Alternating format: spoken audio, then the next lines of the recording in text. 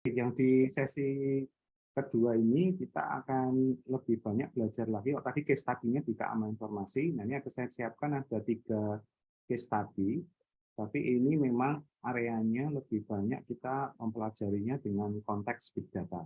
Jadi ada 3 reading page ya, yang tadi bisa di teman-teman pelajari gitu ya. Tapi saya ingin memberikan awalan ya, bagaimana sebenarnya kita melihat apa yang diulas gitu ya. Yang pertama ini adalah tentang big data dan audit IT gitu ya. Kita bisa lihat satu-satu. Nah, ini dari ISACA atau dari websitenya COVID gitu ya. Nah, ini mengulas mengenai bagaimana kita bisa memanfaatkan big data untuk keperluan IT audit. Jadi kita bisa lihat di sini nanti teman-teman bisa pelajari. Ini sudah cukup lama ya, 2013 bahkan sudah dirilis. Jadi sebenarnya isu tentang big data di area audit ini juga sudah sangat masif gitu semacam itu. Nah, yang menarik rekan-rekan sekalian, ternyata kalau kita lihat di sini yang menjadi salah satu titik kritikal dari audit itu kan di data analisisnya, termasuk tools untuk bisa mengkoleksi data dan juga melakukan analisis gitu ya. Kemudian ini juga menarik, current tools may not be sufficient. Jadi beberapa tools saat ini memang sudah tidak bisa digunakan atau cukup bisa diandalkan untuk mendukung proses pengambilan data, pengolahan data, dan analisis data untuk keperluan audit. Nah, itu challenge-nya. Nah, sehingga memang kita butuh big data untuk melakukan itu. Apalagi nanti di area yang lain itu case-case auditnya itu memang apa istilahnya itu case auditnya itu berbeda gitu ya. Cara misalnya kalau bahasa kejahatan itu cara orang melakukan kejahatan itu makin canggih, jadi nggak bisa kita menggunakan cara yang sebenarnya. Nah, yang menjadi menarik ternyata contoh ya, salah satu teknik yang common dilakukan dalam proses analisis itu adalah menggunakan teknik ETL atau Extract Transform Load yang kita kenal di dunia data mining. Nah, ini juga sudah tidak apa ya, sudah biasanya digunakan memang untuk business intelligence gitu ya, tetapi ini akan sangat challenging karena digunakan di dunia audit yang pasti membutuhkan apa istilahnya itu penanganan yang jauh lebih spesifik gitu ya. Nah, ini yang menjadi menarik sehingga baik itu dari proses pengumpulan data, kemudian datanya di minute sampai dianalisis ya, proses extract transform load ini akan menjadi penting, menjadi krusial, dan dukungan big data menjadi sangat esensial di sini. Nah, kemudian yang menjadi menarik lagi adalah nanti di sini kita bisa lihat ya, ada beberapa pointer yang menurut saya bisa kita lakukan. Potential use dari big data ini adalah untuk fraud analysis ketika berhadapan dengan volume data yang sangat besar. Jadi ini seperti mencari jarum di tumpukan jerami gitu, yang nanti ini membutuhkan sebuah pendekatan yang tidak biasa, dan kemudian kita bisa menemukan apa yang menjadi fraud-nya. Gitu. Nah, ini menjadi penting dan ini bisa nanti menjadi salah satu inspirasi untuk menjadi studi kasus ya. Bagaimana kita misalnya ingin mengkoleksi data dari sebuah transaksional tertentu dan kemudian kita mencari pola yang sifatnya ini mengarah ke fraud. Nah, kemudian juga sama kita bisa membutuhkan itu untuk apa istilahnya itu ini ya, melihat apakah dari sisi business transaction, kemudian interaction, dan juga analitiknya itu berjalan dengan baik apa enggak. Nah, ini dalam kata lain, proses bisnisnya dianalisis based on dari transaksi yang terjadi. Jadi kalau proses input, proses, dan outputnya itu berjalan dengan baik, berarti kan proses bisnisnya berjalan. Kalau misalnya ternyata inputnya ada, prosesnya ada, tapi tidak menghasilkan output apapun, nah berarti itu ada masalah di situ. Nanti yang harusnya kita discover. Nanti itu bisa kita dapatkan dengan cara dengan cara tadi melihat apa istilahnya itu melihat dari sisi big data. Kayak gitu. Nah, kemudian juga sama, ini kalau misalnya digunakan untuk tidak hanya large volume of data, tapi ketika auditnya itu semacam traced-back. Ya. Traced-back itu mengaudit data-data yang sangat lampau. Ini yang menjadi penting. Jadi misalnya kita mengaudit 10 tahun ke depan, ke belakang, misalnya gitu. Nah ini nanti otomatis kita berhadapan dengan data source yang dari sumber 10 tahun ke belakang, dan kemudian kita jadikan dalam suatu dataset dan kemudian kita analisis.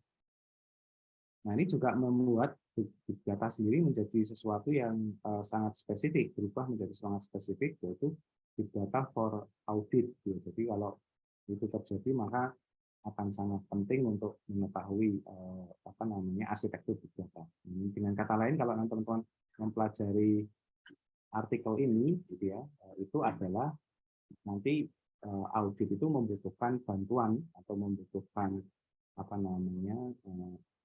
teknik komputasi, baik itu dari pengumpulan data sampai pengolahan data dan analisisnya itu dengan infrastruktur big data. Dengan kata lain, nanti kalau ada teknologi lain seperti machine learning misalnya atau artificial intelligence, ya sama, mereka juga akan membutuhkannya, ini semacam itu. Nah, ini adalah skenario di artikel pertama. Nanti teman-teman bisa pelajari lebih lanjut. Nah, tadi dari yang case study pertama tadi yang sangat spesifik ya, tentang keamanan informasi, ya, tentang website, tentang network gitu. Nah, ini sekarang jauh lebih advance. Nah, yang kemudian reading yang kedua itu ini. Nah, ini saya baca di Emerging Science Journal. Ini menarik juga. Nah, ini adalah big data analytic and auditing. Gitu. Jadi memang benar-benar digunakan big data-nya itu hanya untuk analisis dan auditing, ini semacam itu. Nah, mari kita coba lihat sama-sama. Nah, di artikel ini cukup menarik menurut saya, teman-teman sekalian. Kalau nanti teman-teman bisa baca, bahwa ini kita bisa melihat bahwa penggunaan data analitik, ya, data analitik yang dimaksud ini bukan hanya analitik biasa, tetapi juga analitik yang sifatnya itu memang digunakan untuk keperluan auditing atau audit, itu sangat dominan. Jadi lebih ke arah, mungkin kalau di kita di computer science ya big data analitik atau data science itu sangat penting sekali. Nah, ini bisa kita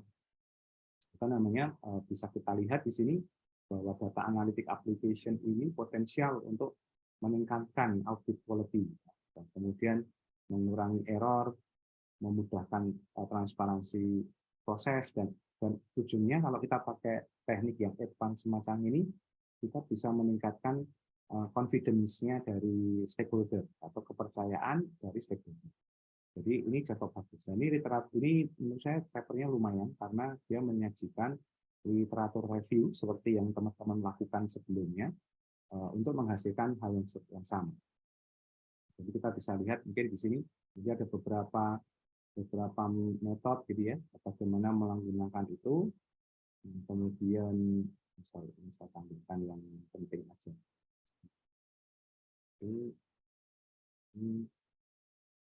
Nah, ini lebih ke metodologi dia. Nah, kemudian ini cara dia. Cukup banyak ternyata beberapa artikel yang melakukannya. Jadi kan teman-teman bisa lihat bagaimana itu nanti makin lama akan makin banyak yang menggunakan artikel tentang hal ini. Nah, kemudian saya juga menemukan itu reading ketiga, ini menarik juga tentang tadi audit tapi dengan menggunakan big data. Dan ini areanya adalah tentang tax ya, tax audit. Jadi menarik karena case-nya kan pasti kalau bicara pajak itu kan ini pasti apa istilahnya datanya besar, ya, jadi semacam itu. Jadi ini sangat comply dengan apa yang kita coba diskusikan hari ini. Bagaimana kita bisa melihat apa namanya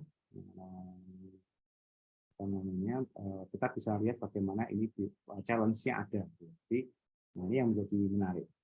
Nah ini saya dapatkan dari teman yang kebetulan berkawan di LinkedIn, gitu ya. Dia dari Kementerian Keuangan di area analis, kalau nggak salah, terus macam itu. Ya kita bisa melihat bagaimana perspektif seorang auditor perpajakan, gitu ya, menggunakan big data. Jadi dan ini kan sangat comply dengan kita.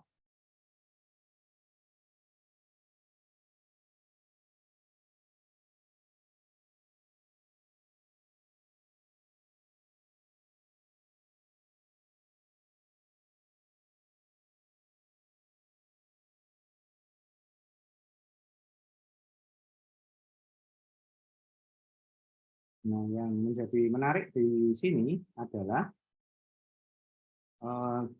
penggunaan big data ini menjadi penting di area audit di perpajakan ini karena memang karena ada potensi risiko yang sangat besar dari proses perpajakan itu sendiri.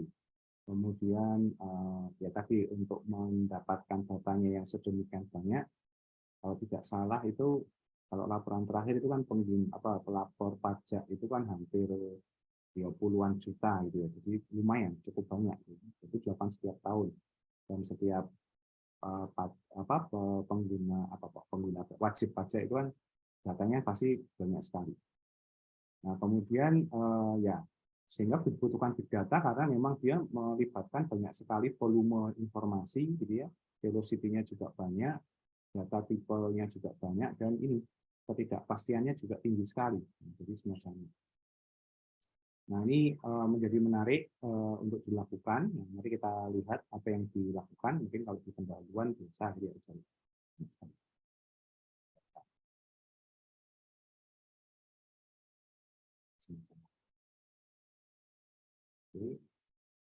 Nah, ini menjadi menarik karena kita bisa lihat contohnya ini bagaimana sebuah apa namanya itu arsitektur dari sistem pengelolaan perpajakan itu ternyata kita bisa tahu di sini ternyata dia mulai dari data sources.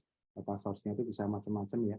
Ada dari sistem informasinya yang punya database khusus, kemudian ada return itu biasanya pengembalian pajak gitu.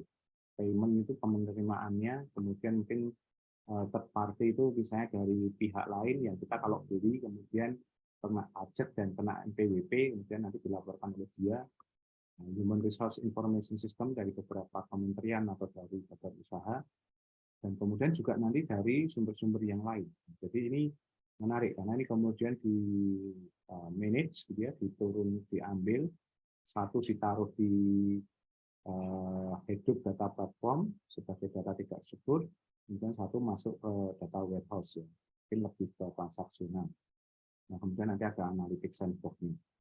Nah, data ini bisa digunakan untuk berbagai macam kebutuhan. Jadi ini juga menarik untuk dilakukan sehingga memang dia bisa melakukan data mining terhadap potensi perpajakan ke depan maupun fraud yang terjadi. Nah, kemudian yang menarik ini case analysis-nya. Ternyata bisa digunakan, big data itu digunakan untuk risk analysis in audit selection.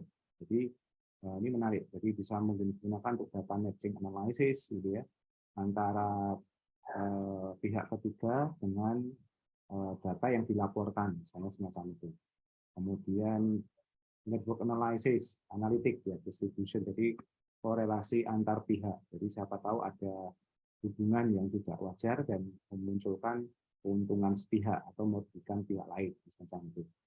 Dan kemudian ini juga sama deep analytic untuk data matching dan pattern identification kalau terjadi fraud. Jadi penggelapan pajak atau mungkin menghindari pajak itu bisa dicek ya kalau misalnya ini terjadi. Nah, kemudian juga bisa digunakan untuk case 2-nya itu adalah extracting large dataset containing multiple data format.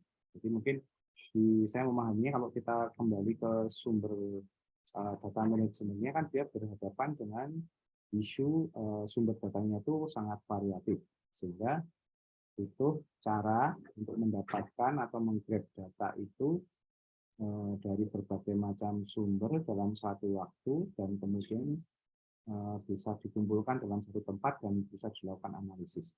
Ini yang juga menantang. Jadi data collecting-nya saja sudah cukup menantang untuk dianalisis atau dikembangkan.